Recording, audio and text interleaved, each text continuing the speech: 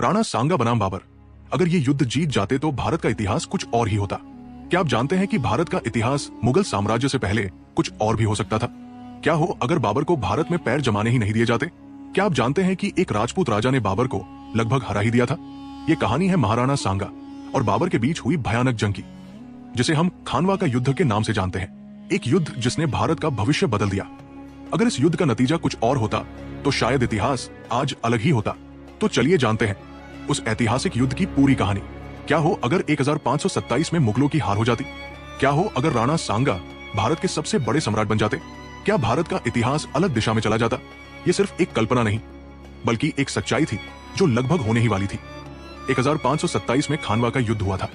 राजपूतों और मुगलों के बीच एक ऐसी लड़ाई जिसने भारत की तकदीर बदल दी। ये सिर्फ तलवारों की टकराहट नहीं थी, बल्कि सत्ता, रणनीति और विश्वासघात की एक खतरनाक जंग थी। तो क्या हुआ इस युद्ध में? चलिए जानते हैं पूरे डिटेल में। बाबर का भारत आगमन, पानीपत का युद्ध 1526। भारत के इतिहास में एक बड़ा बदलाव आया। उज़्बेक आक्रमणकारी बाबर ने दिल्ली के सुल्तान इब्राहिम लोदी को हराकर मुगल साम्राज्य की नींव रखी। बाबर ने एक नई सैन्य रणनीति अपनाई, बारूद और तोपों का इस्तेमाल किया, जो उस समय भारत के लिए नई चीज थी। लेकिन बाबर को पता नहीं था कि एक राजपूत योद्धा उसकी हार का इंतजार कर रहा था, और वो कोई और नहीं बल्कि महाराणा संग्राम सिंह राणा सांगा थे। राणा सांगा एक वीर योद्धा और भारत का असली रक्षक। महाराणा सांगा यानी वीरता, शौर्य और बलिदान की जीती जागती मिसाल। एक ऐसा योद्धा जिसने अपनी पूरी जिंदगी सिर्फ युद्धों में बिताई और अपने समय के सबसे शक्तिशाली शासकों को चुनौती दी। लेकिन सवाल यह है कि जब राणा सांगा और अफगान लोदी वंश के शासक दुश्मन थे, तो फिर उन्होंने अफगानों को शरण क्यों दी? दरअसल राणा सांगा सिर्फ एक योद्धा नहीं थे, बल्कि वो भारत के स्वतंत्रता सेनानी थे। उनका मकसद था विदेशी आक्रमणकारियों को भारत से बाहर निकालना।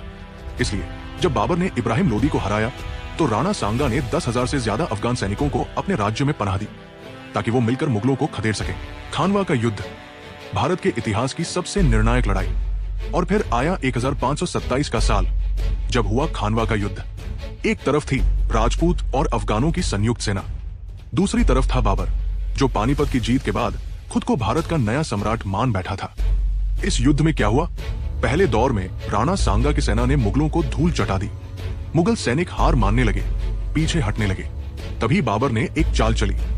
उसने अपनी सेना को जिहाद के नाम पर भड़काना शुरू किया, और यही वो पल था जब कुछ अफगान सैनिकों ने गद्दारी कर दी।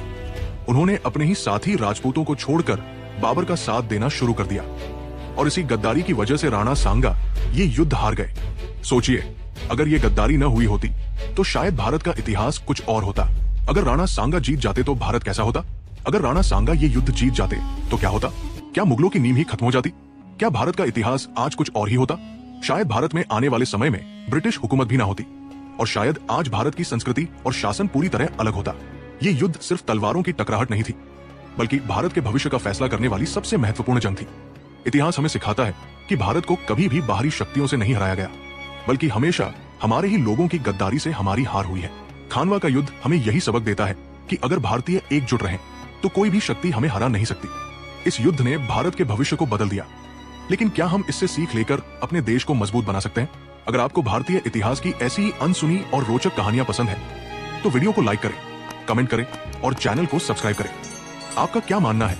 अगर राणा सांगा ये युद्ध जीत जाते तो क्या भारत का इतिहास अलग होता? कमेंट में जरूर बताएं।